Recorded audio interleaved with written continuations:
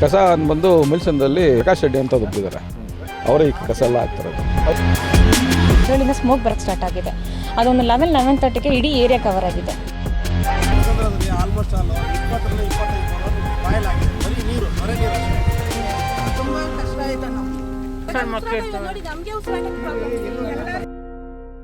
Bengaluru garden city, Bengaluru clean city ಅಂತೆಲ್ಲ ಒಂದು ಕಾಲದಲ್ಲಿ ಕರಿತಿದ್ವಿ. ಆದ್ರೆ ಇವತ್ತು ಅಕ್ಷರಶಃ ಬೆಂಗಳೂರು ಗಬ್ಬು ನಾರ್ತಾ ಇದೆ. ಇದಕ್ಕೆ ಕಾರಣ ಈ ಒಂದು ಕಸವನ್ನ ವೈಜ್ಞಾನಿಕವಾಗಿ ವಿಲೇವಾರಿ ಮಾಡದೆ ಎಲ್ಲಂದ್ರಲ್ಲಿ ಈ ಒಂದು ಕಸವನ್ನ ಹಾಕ್ತಾ ಇರೋದ್ರಿಂದ ಈ ಒಂದು ಪರಿಸ್ಥಿತಿ ಉಂಟಾಗಿದೆ. ಎಲೆಕ್ಟ್ರಾನಿಕ್ ಸಿಟಿಗೆ ಕೂಗಳತೆ ದೂರದಲ್ಲಿರುವಂತಹ ವಿಟ್ಟಸಂದ್ರದಲ್ಲಿ ಕಸದ ಮಾಫಿಯಾವೇ ನಡೀತಾ ಇದೆ. ಇಲ್ಲಿ ಪ್ರಕಾಶ್ ರೆಡ್ಡಿ ಎಂಬುವವರ ಮೇಲೆ ಹಲವು ದೂರುಗಳಿದ್ರು ಕೂಡ ಈಗಲೂ ನಿರಂತರವಾಗಿ ಕಸವನ್ನ ತಂದು ಇಲ್ಲಿ ಸುರಿಲಾಗ್ತಾ ಇದೆ. ಇದರಿಂದ ಎಲೆಕ್ಟ್ರಾನಿಕ್ ಸಿಟಿ ಸುತ್ತಮುತ್ತಲು, ಅದು ವಿಟ್ಸಂದ್ರ, ಬೆಡದಾಸನ್ಪುರ, ಮೈಲ್ಸಂದ್ರ ಹಾಗೆ ಇನ್ನಿತರೆ ಗ್ರಾಮಗಳಿಗೆ ಈ ಒಂದು ಕಸದಿಂದಾಗಿ ನರಕ ಉಂಟಾಗಿದೆ. ಇಲ್ಲಿ ಅತಿ ಹೆಚ್ಚು ಜನರಿಗೆ ಆಸ್ತಮ, ಪುಟ್ಟ ಮಕ್ಕಳು ಓಡಾಡೋದಕ್ಕೆ ಸಾಧ್ಯ ಇಲ್ಲ.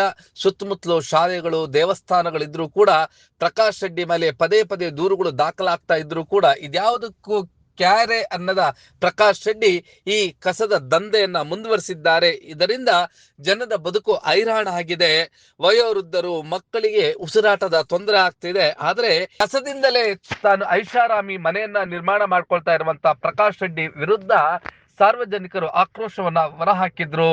ಇನ್ನು ಪ್ರಕಾಶ್ ರೆಡ್ಡಿ ಅಂತೂ ಯಾರಿಗೂ ಕೂಡ ಕೇರ್ ಮಾಡ್ತಾ ಇಲ್ಲ, ಪೊಲೀಸ್ನವರ ಭಯ ಇಲ್ಲ. ಇವರು ಅಕ್ರಮವಾಗಿ ಕಸವನ್ನ ತೆಗೆದುಕೊಂಡು ಬಂದು ಇಲ್ಲಿ ಹಾಕೊಳ್ತಿದ್ದಾರೆ ಮತ್ತು ಅಕ್ಕಪಕ್ಕದಲ್ಲಿರುವಂತಹ ಜಮೀನುಗಳಲ್ಲಿ ಸುರಿತಿದ್ದಾರೆ. ಪ್ರಕಾಶ್ ರೆಡ್ಡಿಯ ಮೇಲೆ ನಿರಂತರವಾದಂತಹ ದೂರುಗಳಿದ್ರು ಕೂಡ ಯಾವುದಕ್ಕೂ ಕೂಡ ಪ್ರಕಾಶ್ ರೆಡ್ಡಿ ಕೇರೆ ಅನ್ನೋದೇ ಇರೋದ್ರಿಂದ ಇಲ್ಲಿನ ಜನರ ಬದುಕು ನರಕವಾಗಿದೆ.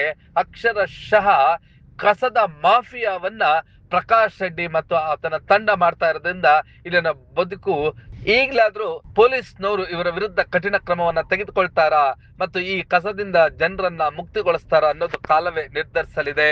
ಕಸ ಬಂದು ಮಿಲ್ಸನ್ದಲ್ಲಿ ಪ್ರಕಾಶ್ ರೆಡ್ಡಿ ಅಂತ ಒಬ್ಬಿದ್ದಾರೆ, ಅವರೇ ಈ ಕಸ ಎಲ್ಲ ಹಾಕ್ತಾರದು. ಅವ್ರ ಜಾಗನ ಇದು? ಅವ್ರ ಜಾಗ ಅಲ್ಲ ಸರ್, ಸರ್ಕಾರ ಎಲ್ಲ ಸರ್ಕಾರ ಜಾಗನೇ ಇದು. ಏನು ದುಡ್ಡು ತೊಗೊಂಡು ಹಾಕ್ಸ್ತಾರ? ಅದೇನು ಮಾಡ್ತಾರೋ ಗೊತ್ತಿಲ್ಲ ಸರ್.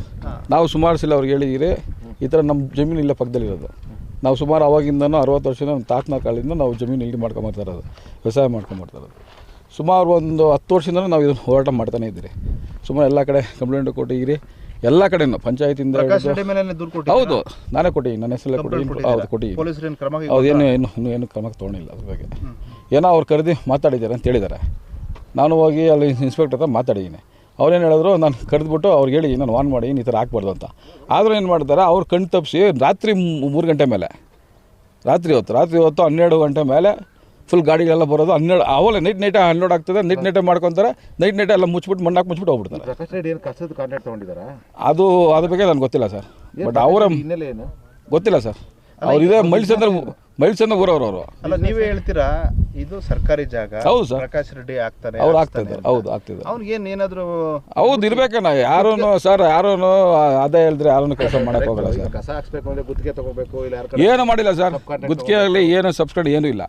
ಇದು 81 ಸರ್ವೆ ನಂಬರಲ್ಲಿ ಬಂದು ಅದು ಇಷ್ಟೆಲ್ಲ ಕಸ. ಹೌದು, ಇದು ಬಂದು ಇವರಿಗೆ BDA ಬಂದು ಬೆಳ್ಳಂಡೂರು ಮಣ್ಣೆತ್ತಿದ್ದಾರಲ್ಲ ಕೆರೆಯಲ್ಲಿ, ಅವ್ರಿಗೆ ಆಗಿರೋದು ಇದು. ಆ್ಯಕ್ಚುಲಿ ಅವ್ರು ಹಾಕ್ಕೊಂಡು ಅವ್ರು ಮಣ್ಣು ಹಾಕೋಕ್ಕೆ ಮಾತ್ರ ಇಲ್ಲಿ ಪರ್ಮಿಷನ್ ಇರೋದು.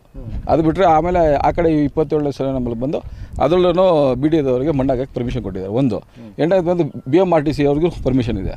ಅವ್ರು ಡೆಮಾಲಿಷನ್ ಮಾಡೋರನ್ನ ಎತ್ಕೊಂಡ್ಬಂದು ಇಲ್ಲಿ ಹಾಕುವಂಥ 27 ಸರ್ವೆ ನಂಬರ್. ಹೌದು, ಅದ್ರಲ್ಲಿ ಪಾಣಿ ಎಲ್ಲ ಕೊತ್ತಿದೆ ಅದು, ಆ ಥರ ಎಲ್ಲ.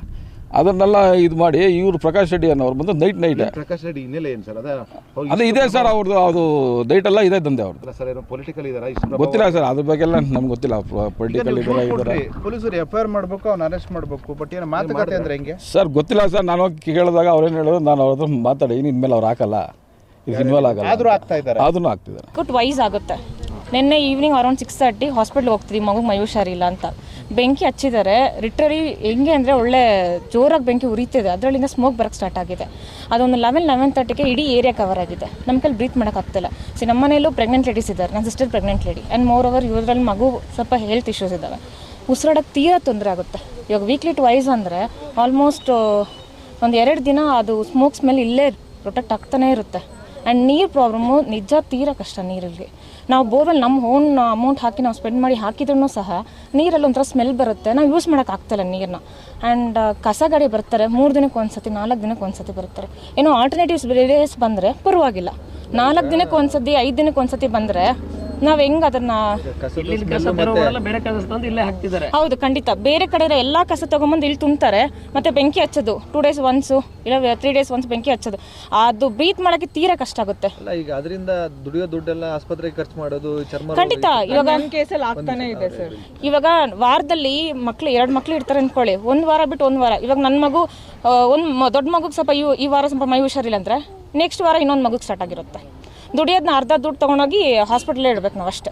ಆ್ಯಂಡ್ ಮೋರ್ ಓವರು ಕೆಮ್ಮು, ಬ್ರೀತಿಂಗ್ ಪ್ರಾಬ್ಲಮ್ಮು, ಕಂಟಿನ್ಯೂಸ್ ಫೀವರ್ಸು.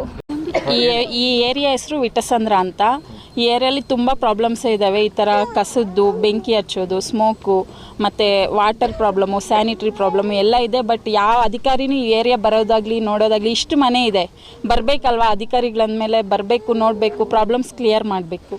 ಯಾರೂ ಬರ್ತಿಲ್ಲ, ಯಾರು ಏನು 1-2 ಇಯರ್ಸಿಂದ ಆಗ್ತಿದ್ದಾರೆ ಸರ್.